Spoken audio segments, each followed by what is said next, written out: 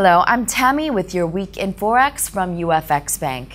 Today we will take a look at last week's market highlights. As 2009 comes to an end, we thought it would be worthwhile to review the year, as well as make predictions of what 2010 may bring us.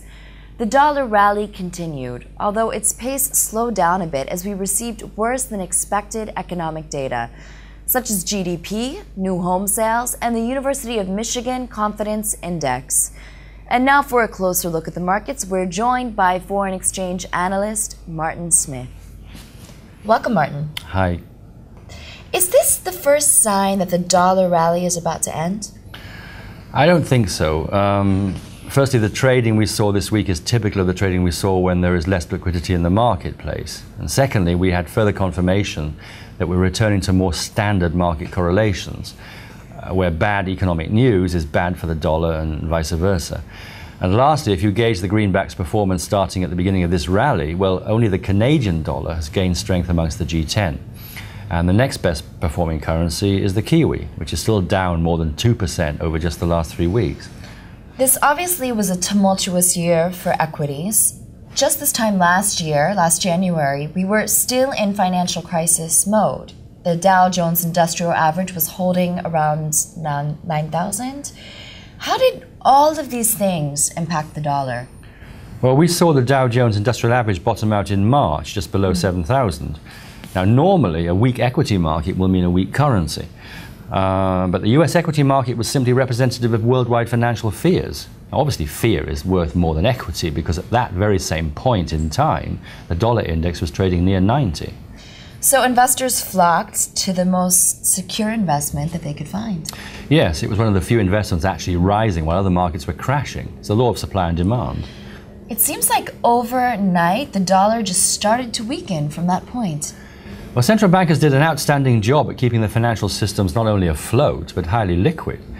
Well, so liquid, in fact, that they started to dilute the power of the dollar. Similar to corporations who issue new stock, it dilutes the value of existing shares.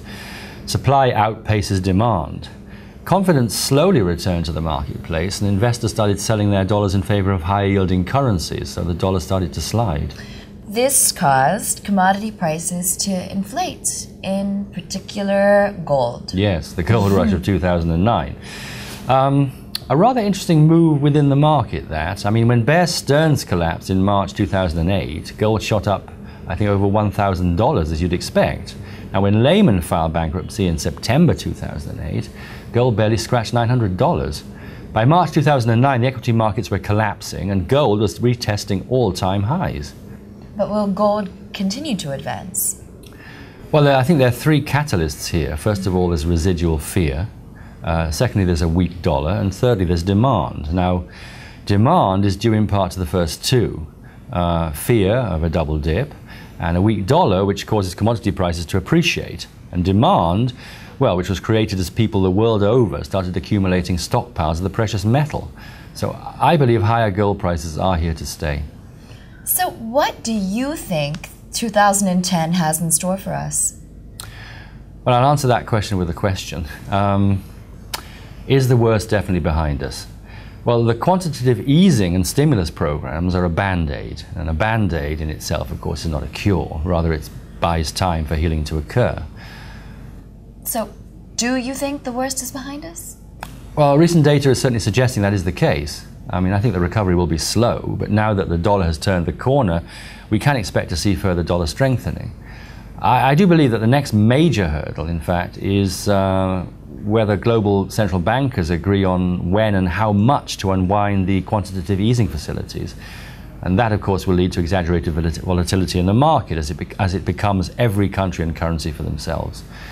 Equities will appreciate at a much slower pace, and volatility will be most prevalent, I think, in the bond and currency markets, as interest rate moves will rule the show. Well, thank you, Martin, for joining us once again. Until next week, I'm Tammy, wishing you a prosperous new year. Be sure to visit us at UFXBank.com for simple, safe, and secure trading.